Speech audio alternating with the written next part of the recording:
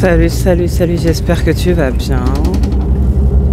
Il y a une chose que je dois te dire, c'est que il faut absolument que tu laisses ton téléphone de côté. Tu es trop distrait ou trop distraite par ton téléphone. Il y a des choses que tu dois faire que tu ne fais pas. Pourquoi? Parce que tu es en train de scroller sur ton téléphone. Tu es en train de regarder la vie des gens au lieu de t'occuper de ta vie à toi.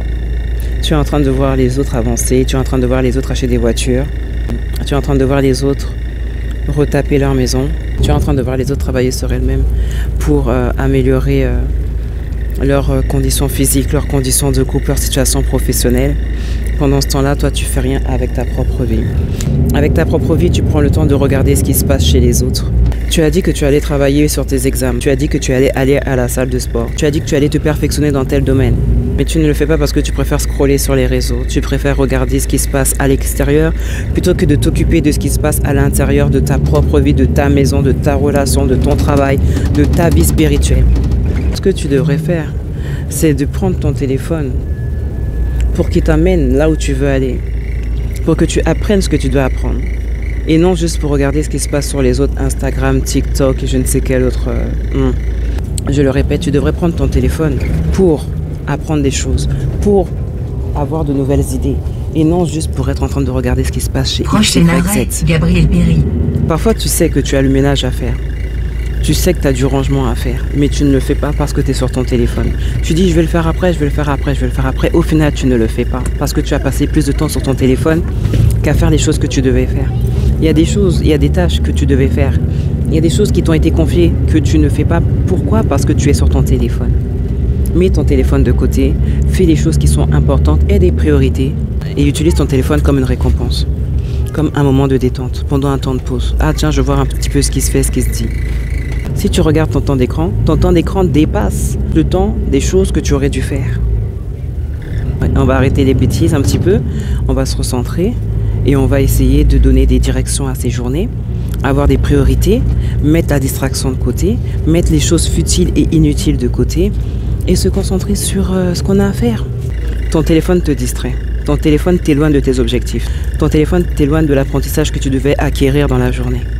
On apprend beaucoup de choses sur les réseaux. Mais le problème, c'est on n'apprend pas toujours les choses dont on a besoin. Voilà. Mais on apprend des fois des choses dont on a besoin. Ça, je ne suis pas en train de dire non. D'accord, je ne suis pas anti-réseau. J'aimerais juste te dire qu'il faudrait que tu maîtrises l'utilisation que tu fais de ton téléphone. C'est tout. Après, tu fais ce que tu veux dessus.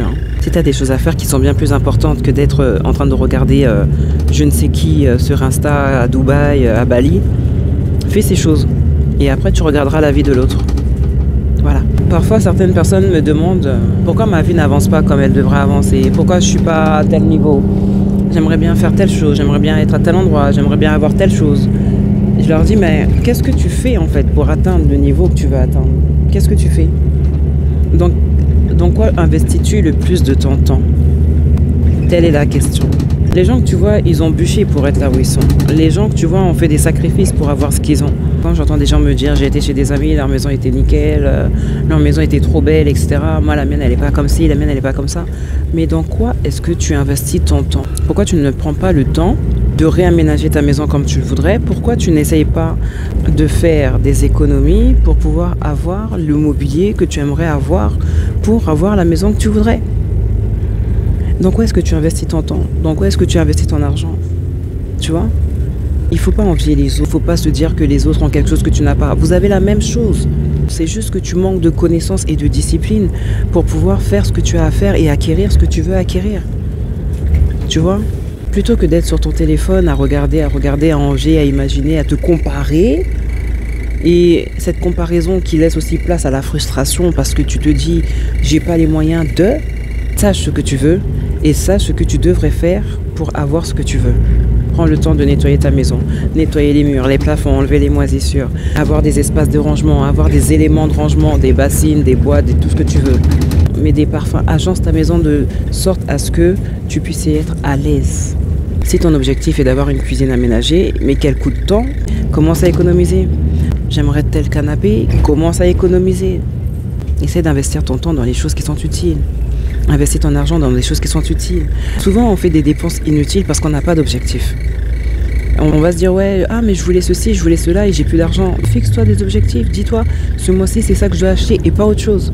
J'aimerais acheter tel meuble, je ne vais pas dépenser inutilement. J'ai travaillé une fois avec une fille qui m'a dit qu'elle avait économisé pour s'acheter des Louboutins. Économise pour acheter le mobilier que tu veux pour ta maison. Organise-toi et des objectifs. Sache où va ton argent. Dans quoi tu investis ton argent, dans quoi tu investis ton temps. Et quand tu regardes les gens sur les réseaux, évite de te comparer. Parce que quand tu te compares, la comparaison est ce qui va voler ta joie et ce qui va voler ta paix. Ne te compare pas, inspire-toi. Voilà. Et discipline-toi. Discipline-toi. Financièrement, discipline-toi. Physiquement, discipline-toi. Alimentairement, discipline-toi. Note tes objectifs. Qu'est-ce que tu aimerais faire? Qu'est-ce que tu aimerais avoir? Quelle taille tu aimerais avoir? Quelle voiture tu aimerais avoir? Quel genre de vie tu aimerais avoir? Et mets en place les étapes qui te permettront d'atteindre et d'avoir ce que tu veux. Ça commence par mettre son téléphone de côté. Investis ton temps dans des choses utiles, dans des choses qui t'instruisent, dans les choses qui vont dans la direction, qui sont en congruence, en cohérence avec tes objectifs. Tu peux pas vouloir aller en Thaïlande et prendre un billet pour la Pologne. Ou acheter des vêtements qui sont adaptés au pôle Nord. Tu comprends l'idée. Voilà. Vis ta vie, mais fais en sorte que ce que tu fais t'amène là où tu voudrais être. Voilà. Une personne qui voudrait réussir un examen va sacrifier les soirées, va sacrifier les sorties entre amis, juste parce qu'elle a un objectif et c'est celui de réussir son examen. S'il y a des choses que tu veux acquérir, des choses que tu veux atteindre, il y a des choses qu'il va falloir que tu sacrifies aussi. Mais ne sacrifie pas ces choses pour des choses futiles, pour des choses inutiles, pour de la distraction. Discipline-toi, fais-toi un planning, fais-toi un budget, fais-toi une organisation qui te permettra d'avoir des directions dans ta journée, des directions dans ta semaine, d'atteindre des objectifs à la fin du mois, d'atteindre tes objectifs à la fin des 3 mois. Si on fait le bilan de nos journées, on se rendra compte qu'on a plus été dans la distraction, dans les choses futiles et inutiles, plutôt que dans des choses importantes. Essaie de faire le bilan de tes journées, tu te rendras compte que tu es passé à côté des choses que tu devais faire, pour des choses qui n'avaient pas besoin d'être faites. La personne qui a réussi dans sa vie, la personne qui a la voiture de ses rêves, la personne qui a le couple de ses rêves, la personne qui a la maison de ses rêves, la personne qui a réussi ses études, ses examens, etc. n'a rien de plus que toi. Juste l'organisation, la discipline et des priorités. Voilà. Il y a des personnes pour qui leur téléphone a été pour beaucoup dans leur réussite, mais il y a des personnes aussi pour qui le téléphone a été beaucoup pour leur perte, pour leurs échecs. Il y a des personnes qui ratent leur bus à cause du téléphone. Il y a des personnes qui ratent leur train à cause du téléphone. C'est juste pour dire que le téléphone fait passer beaucoup de personnes à côté des choses essentielles. Il y a une chose aussi que je voudrais te dire, c'est que quand l'ascenseur est en panne, on prend les escaliers. Ce que je veux dire par là, c'est qu'à un moment donné, il faut savoir arrêter les excuses.